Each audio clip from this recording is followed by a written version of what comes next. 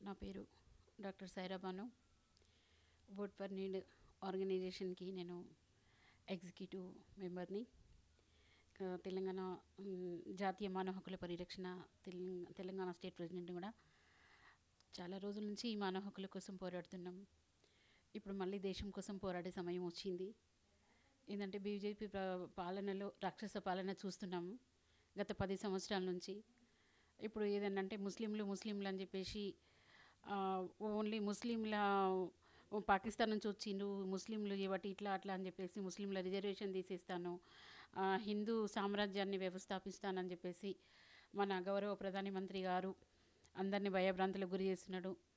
ఈ ఏదైతే మతోన్మాద పార్టీలు ఉన్నాయో, ఇప్పుడు మనం రేపు 24 గంటల్లో జరగబోయే ఎలక్షన్లో మన ఓటు, మన సెక్యులర్స్, మనం అందరం హిందూ ముస్లిం బాయ్ బాయ్లా ఉండి మోడీని తరిమి కొడదాం. మోడీకి బగావో దేశ్ బచావో అన్న నినాదంతో మనం ముందుకెళ్ళాలి. మనం కొన్ని గంటలు చెప్పబోయే ఏదైతే మన ఓటుతో తీర్పు ఏదైతే ఉందో, తీర్పు మన చేతిలో ఉంది, ఆయుధం కూడా మన చేతుల్లోనే ఉంది. ఎందుకంటే ఈ మత కల్లోలాలు ఇవన్నిటినీ కావాలని వాళ్ళ రాజకీయం కోసం, వాళ్ళ లబ్ధి కోసం ఏంటంటే ఇప్పుడున్న దేశంలో ఉన్న మన వనరులు మొత్తం అమ్మేశారు. ఒక మనుషులను తప్ప మనుషులను కూడా ఇది చేస్తారు. మరో మణిపూర్ లాగా కాకుండా మళ్ళీ భారతదేశంలో మరో మణిపూర్లో జరిగిన అల్లర్ల సంఘటనలు ఏవైతే ఉన్నాయో అవి ఎక్కడ కూడా పునరావృతం కాకుండా, అలాంటి సంఘటనలు జరగకుండా ఉండాలి అంటే మనం ఇప్పుడు ఏదైతే సోనియమ్మ మనకు తెలంగాణ ఇచ్చినందుకు ఆమెకు మనం చాలా రుణపడి ఉన్నాము. ఆ రుణం తీసుకునే సమయం ఇప్పుడు ఆసన్నమైంది. కాంగ్రెస్ పార్టీని ఇప్పుడు ప్రధానమంత్రిని మనం గెలిపించుకోవాలి. కాంగ్రెస్ పార్టీ ఇప్పుడు వచ్చి కొన్ని మార్పులు చేర్పులు తీసుకురావాలి. మెయిన్ ఏంటంటే ఆడవాళ్లకు రక్షణ లేదు. మోడీ ప్రభుత్వంలో ఏమనంటే జై శ్రీరామ్ అయోధ్య అని చెప్తున్నారు. అందరినీ సీతల్లాగానే అడవులకు పంపించేసి ఇట్లాంటి రాజకీయాలు చేస్తున్నాడు.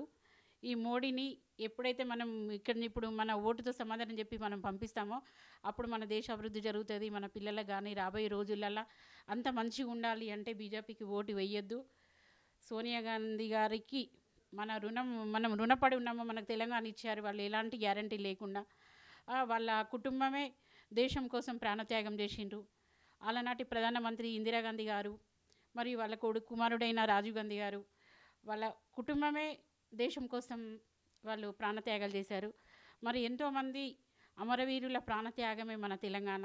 అలాంటి తెలంగాణ కోసం మనకు ఇచ్చిన సోనియా గాంధీ గారి కుటుంబాన్ని మరోసారి మనం ప్రజల్లోకి తీసుకురావాలి. మనకు అలాంటి ఇందిరమ్మ పాలన రావాలి అంటే మనం రాహుల్ గాంధీ గారిని ఇప్పుడు ప్రధానమంత్రి చేయవలసిన పని ఉంది.